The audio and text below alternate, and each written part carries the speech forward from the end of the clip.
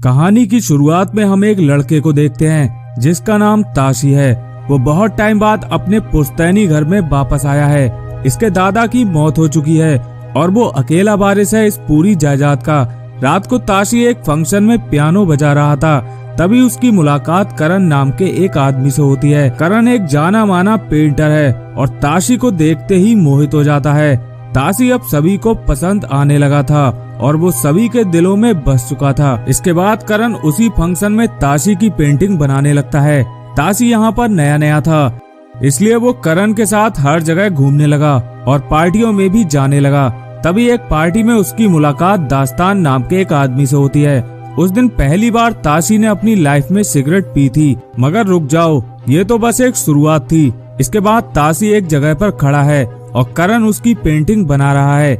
इसके बाद दास्तान ताशी और करण को एक जगह ले जाता है जो कि ताशी के लिए ठीक नहीं थी। यहाँ पर शराब और शराब की कोई भी कमी नहीं थी। करण को ये जगह ठीक नहीं लगी, मगर दास्तान उसे वहाँ पर डूब जाने के लिए उकसाने लगता है।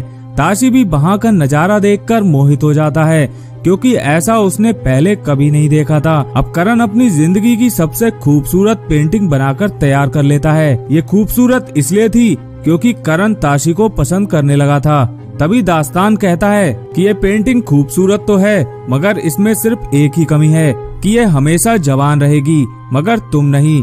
ये सुनकर ताशी ख्यालों में खो जाता है। अगले दिन ताशी अपनी शराब और शबाब की प्यास बुझाने फिर से उसी जगह पर जाता है। वहाँ उसे एक लड़की दिखाई देती है जो बहुत ही ज्यादा खूबसूरत थी। इन दोनों की एक छोटी सी मुलाकात काफी लंबी हो जाती है और रातें एक साथ गुजरने लगती हैं। अगले दिन ताशी करण और दास्तान के परिवार को एक खुशखबरी देता है कि वो उसी लड़की जिसका नाम लीला है उसी से शादी करने वाला है। ताशी की बात सुनकर सभी हैरान थे, क्योंकि एक खानदानी घराने में एक ऐसी नाचने वाली लड़की कैसे आ सकती है। करण इस बात पर काफी नाराज होता है, क्योंकि वो ताशी से प्यार करने लगा था। सिर्फ दास्तान ही एक ऐसा इंसान था जो लीला से मिलने को तैयार हुआ।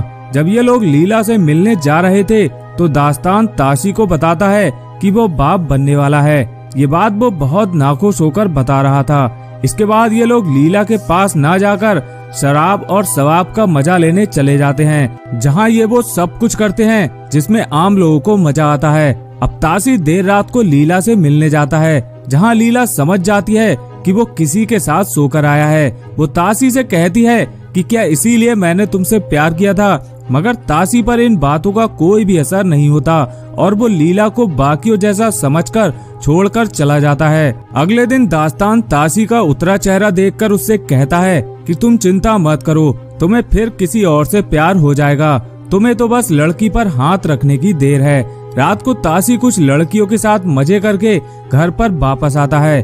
वहाँ ताशी का नौकर उसे बताता है कि तुमसे मिलने कोई आया है। ये लीला का भाई था, जो ताशी को बताता है कि तुम्हारे धोखे की वजह से लीला ने खुद को खत्म कर लिया, और इतना ही नहीं, उसके पेट में तुम्हारा बच्चा भी था। ये सुनकर ताशी बहुत दुखी होता है और उसे अपने किए पर पछतावा भी हो रहा था, मगर तभी लीला का भाई उस पर हमला कर देता है। इसके बाद पुलिस आती है और वो लीला के भाई को अपने साथ ले जाती है। तभी अचानक से ताशी की नजर अपनी पेंटिंग पर पड़ती है, जिसके हाथ में एक खरोच थी। जब वो अपने हाथ पर देखता है तो वहाँ पर कोई भी चोट का निशान नहीं था। इसके बाद पेंटिंग की आंख से एक कीड़ा निकलकर जमीन पर गिरता है, जिसे ताशी पैरों से मसल देता है। अगली सुबह करण लीला की खबर सुनकर ताशी से मिलने आता है, मगर वो देखता है कि ताशी को लीला की मौत का कोई भी अफसोस नहीं था। ताशी की जुबान पर सिर्फ दास्तान के बोल थे कि हर लड़की उसकी है। अब ताशी की हर रात शराब और शबाब में डूबने लगी थी और वो तस्वीर भी अपने असली रंग में आने लगी थी, जिसे उसने अपने कमरे से हटाकर उन्हीं अंधेरे कमरों में रख लिया था, और उस कमरे की चाबी को वो हमेशा अपने गले में पहनता था। अगले दिन करण ताशी से मिलने आता है और वो उसे अपनी बनाई पेंटिंग देखने के लिए कहता है, क्योंकि उसे वो पेंटिंग किसी प्रदर्शनी में लगानी थी। मगर ताशी इस बात को नहीं मानता। कुछ देर अनबन होने के बाद ताशी उसे वो पेंटिंग दिखाने के लिए राजी हो जाता है, मगर एक शर्त पर कि वो हमेशा उसका साथ देगा। इसके बाद जब करण उस पेंटिंग को देखता है तो कहता है, अरे बाप रे, ये क्या चीज है। उस पेंटिंग के चेहरे से कीड़े निकल रहे थे और वो पेंटिंग बहुत ही ज्यादा बदसूरत हो चुकी थी। तभी ताशी कहता है कि मैं हमेशा ही ऐसा रहूंगा, कभी बूढ़ा नहीं हो सकता, और ये सब कुछ तुम्हारी बनाई इस पेंटिंग की वजह से है। मगर करण उसका साथ देने से इनकार कर देता है और कहता है कि हमें किसी चर्च के पादरी को बुलाना चाहिए। इसके बाद ताशी को गुस्सा आ जाता है और दोनों में लड़ाई होने लगती है। इसी दौरान ताशी करण को मारकर उसकी लाश को पानी में फेंक देता है। जब करण की लाश बरामद होती है तो ताशी बड़ी शराफत के साथ उसके अंतिम संस्कार में शामिल होता है। अब ताशी कुछ दिनों के लिए शहर से बाहर जाना चाहता था क्योंकि पुलिस करण के कातिल को खोज रही थी। वो दास्तान से कहता है कि तुम भी मेरे साथ चलो, मगर दास्तान भी ताशी की हरकतों की वजह से उससे डरने लगा था और ताशी के साथ जाने से मना कर देता है। उधर ताशी अकेले ही शहर से बाहर चला जाता है और वहाँ से दास्तान को अजीब अजीब चिट्ठियाँ लिखता है। दास्तान मन ही मन सोचता है कि जो कुछ उसने किया है उसकी सजा एक ना एक दिन उसे जरूर मिलेगी। तभी हम 21 साल बाद का सीन देखते हैं जहां ताशी वापस आ चुका था और वो बिल्कुल वैसा ही था जैसा गया था, खूबसूरत और जवान। उसे देखकर सभी लोग हैरान थे कि आखिर ऐसा कैसे हो सकता है।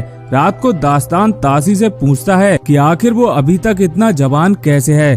ताशी उससे कहता है कि अगर मैंने तुम्हें ये बता दिया तो तुम्हें मरना होगा। इसके बाद ताशी फिर से उन्हीं बदनाम गलियों में जाने लगता है और खुद को उन्हीं लोगों जैसा लाचार महसूस करता है। एक दिन ताशी लीला की कब्र पर जाता है क्योंकि उसे आज लीला की बहुत याद आ रही थी। वो वहाँ बैठकर उससे माफी मांगता है। उधर लीला का भाई भी अब सजा काटकर बाहर आ चुका था और वो ताशी को मारने की फिराक में था, मगर ताशी किसी तरह वहाँ से बचकर भाग जाता है। अगले दिन ताशी से मिलने दास्तान की बेटी आती है, जिसे लेकर दास्तान पहले से ही डरा हुआ था क्योंकि अपने किए की सजा इसी जन्म में भुगतनी पड़ती है। दास्तान की बेटी एलिजाबेथ भी ताशी की तरफ अट्रैक्ट होने लगी थी क्योंकि वो भी काफी सुंदर और खूबसूरत थी। अब ताशी को हर जगह अपने किए हुए पाप नजर आ रहे थे और साथ ही उसे वो कमरा भी नजर आ रहा था जहाँ पर वो पेंटिंग आज भी है। वो इन सब से छुटकारा पाना चाहता था, इसीलिए वो चर्च में अपने गुनाहों की माफी मांगने जाता है। इसी बीच एक बार फिर से लीला का भाई ताशी को मारने की कोशिश करता है, मगर इस बार वो ट्रेन के नीचे आकर मारा जाता है। अब यहाँ पर ऐसा लगता है कि जैसे मानो मौत भी ताशी से डरने लगी हो। वो रात को भीगता हुआ एलिजाबेथ के घर पर पहुँचता है क्योंकि एलिजाबेथ ही थी जिसे वो अपने मन की बात बता सकता था, मगर उससे पहले वो कुछ कह पाता वो बेहोश होकर जमीन पर गिर जाता है। अगले दिन दास्तान ताशी को अपने घर में देखकर काफी नाराज होता है क्योंकि उसी ने ताशी को अलग अलग लड़कियों के साथ अय्याशी करना सिखाया था और वो आज उसी की बेटी तक पहुंच चुका था। इसके बाद दास्तान ताशी की जासूसी शुरू कर देता है। उसे ताशी के पुराने नौकर से उसी कमरे के बारे में पता चलता है जिसमें सभी राज दफन हैं। दास्तान पैसे देकर उस कमरे की एक दूसरी चाबी बनवा लेता है। अब रात को दास्तान एक पार्टी रखता है जिसमें सभी लोग आए हुए थे। तभी दास्तान सबको वहीं पर छोड़कर ताशी के घर जाता है जहां पर वो कमरा था। उधर ताशी भी दास्तान को पार्टी में ना देखकर समझ जाता है और अपने घर की तरफ भागता है। कमरे में दास्तान को कुछ ऐसा दिखाई देता है जो कि किसी अजूबे से कम नहीं था। वहाँ पर ताशी की वही पेंटिंग थी, मगर वो पेंटिंग तो बिल्कुल भी नहीं लग रही थी। ऐसा लग रहा था मानो वो बिल्कुल रियल हो। तभी वहाँ ताशी आ जाता है और दोनों में काफी ज्यादा लड़ाई होती है।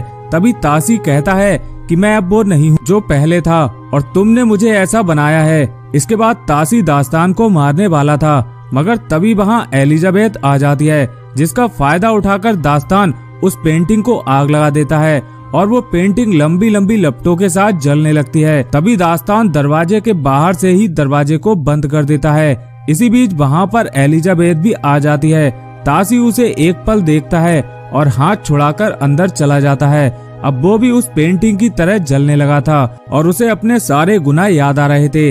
इसके बाद हम कुछ टाइम बाद का सीन देखते हैं जहां इस हादसे के बाद एलिजाबेथ अपने पिता के साथ नहीं रहती। एक रात दास्तान उसी कमरे में जाता है जहां पर ताशी की वही तस्वीर थी जो करण ने बनाई थी, हूबहू वैसी ही। इस तस्वीर में आज भी ताशी की रूह कैद है और इस तरह ये कहानी यहीं पर खत्म हो जाती है। तो दोस्तों, अगर आपको ये कहानी पसंद आई हो तो इस वीडियो को एक लाइक जरूर कर देना और हाँ, जाते जाते चैनल को सब्सक्राइब करके जाना। मिलते हैं नेक्स्ट वीडियो में, तब तक के लिए धन्यवाद।